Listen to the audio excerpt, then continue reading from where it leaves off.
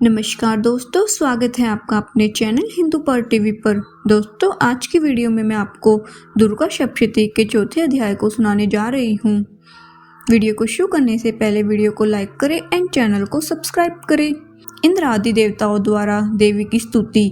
महर्षि मेधा बोले, देवी ने जब पराक्रमी दुराचार महिषासुर को मार गिराया और असुरों की सेना को मार दिया, तब इंद्र आदि समस्त देवता अपने सिर तथा शरीर को झुकाकर भगवती की स्तुति करने लगे।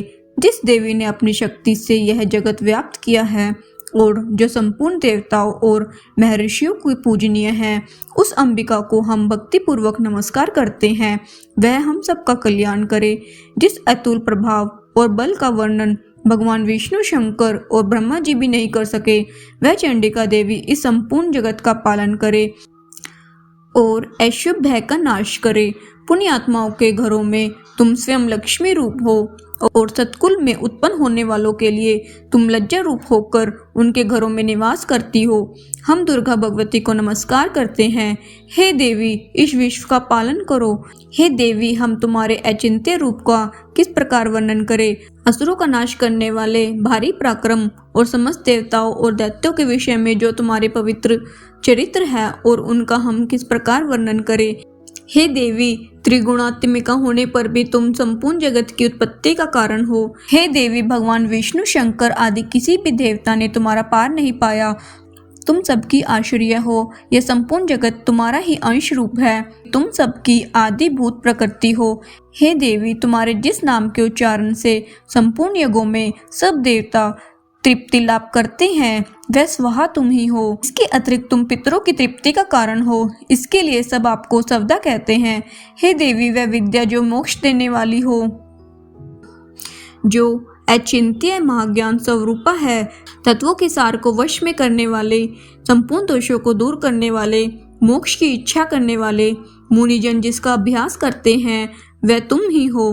तुम वाणी रूप हो और दोष रहित ऋग और यजुर्वेदों की एवं उद्गीत और सुंदर पदों के पाठ करने वाले सामवेद की आशय रूप हो। तुम भगवती हो। इस विश्व की उत्पत्ति एवं पालन के लिए तुम वार्ता के रूप में प्रकट हुई हो और तुम संपूर्ण संसार की पीड़ा हरने वाली हो।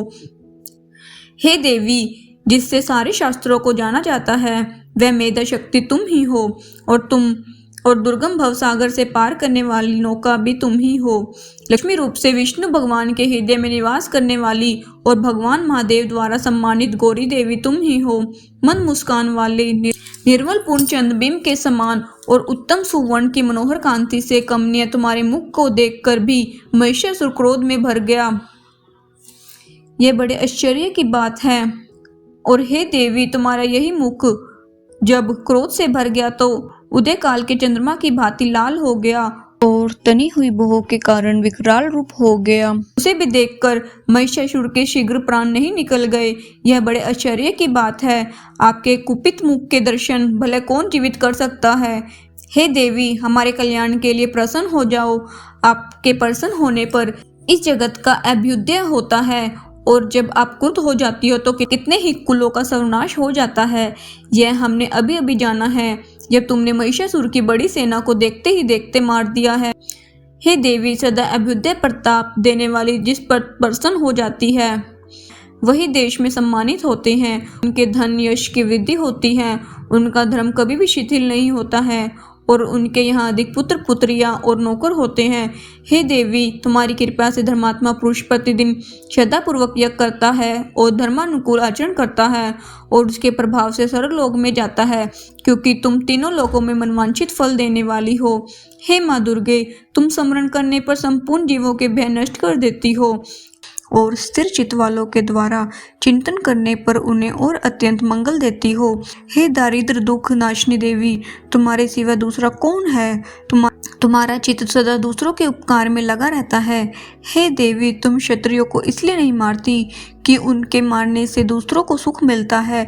वह चाहे नरक में जाने के लिए चिरकाल तक पाप करते रहते हो, किंतु तुम्हारे साथ युद्ध करके सीधे स्वर्ग को जाए, इसलिए तुम उनका वध करती हो। हे देवी, क्या तुम दृष्टिपात मात्र से समस्त असुरों को भस्म नहीं कर सकती? अवश्य ही कर सकती हो। किंतु तुम्हारा शत्रुओं को शस्त्रों के द्वारा मारना इसलिए है कि शस्त्रों के द्वारा मारकर वे स्वर्ग को जाए। इस तरह से हे देवी, उन शत्रुओं के प्रति भी तुम्हारा विचार उत्तम है। हे देवी, तुम्हारे उग्र खड़ग की चमक से और त्रिशूल की नोक की कांति की किरणों से असुरों की आंखें फूट नहीं गई। उसका कारण यह था कि किरणों से शोभायमान तुम्हारे चंद्रमा के समान आनंद प्रदान करने वाले सुंदर मुख को देख रहे थे।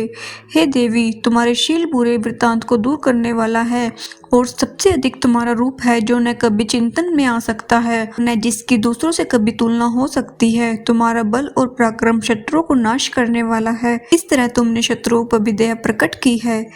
हे देवी, तुम्हारे बल की किसके साथ बराबरी की जा सकती है तथा शत्रुओं को भय देने वाला इतना सुंदर रूप भी और किसका है। में कृपा और युद्ध में निष्ठुरता, ये दोनों बातें तीनों लोकों में केवल तुम में ही देखने में आई। हे माता, युद्ध भूमि में शत्रुओं को मारकर तुमने उन्हें स्वर्ग लोक में पहुंचाया है।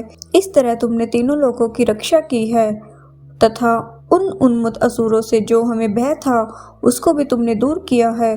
तुमको हमारा नमस्कार है। हे देवी, तुम शूल और खड़ग से हमारी रक्षा करो तथा घंटे की ध्वनि और धनुष की टंकोर से भी हमारी रक्षा करो। हे चंडिके, आप अपने शूल को घुमाकर पूर्व, पश्चिम, उत्तर तथा दक्षिण दिशा में हमारी रक्षा करो। तीनों लोकों में तुम्हारे सौम्य रूप है तथा घोर रूप है, उनसे हमारी रक्षा करो तथा इस पृथ्वी की रक्षा करो।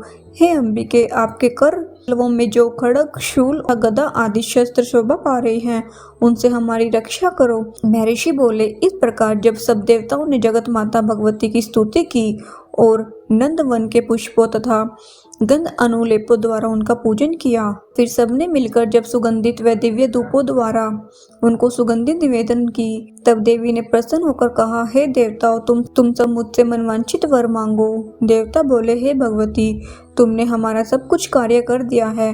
अब हमारे लिए कुछ भी मांगना बाकी नहीं रहा, क्योंकि तुमने हमारे शत्रु महिषासुर को मार डाला है।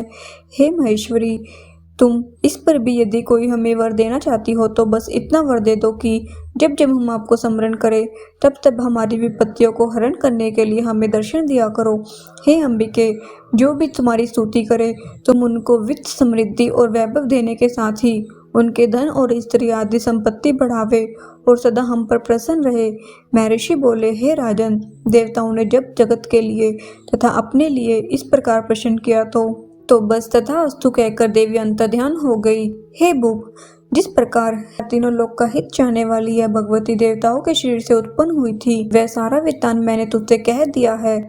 और इसके पश्चात दुष्ट असुरों और शुम्भ निशुम्भ का वध करने और सब लोगों की रक्षा करने के लिए जिस प्रकार गौरी देवी के शरीर से उत्पन्न हुई थी, वह सारा वृत्तांत मैं यथावत वर्णन करता हूँ। इस प्रकार श्री दुर्गा सप्तशती का चौथा अध्याय संपूर्ण हुआ। जय माता दी।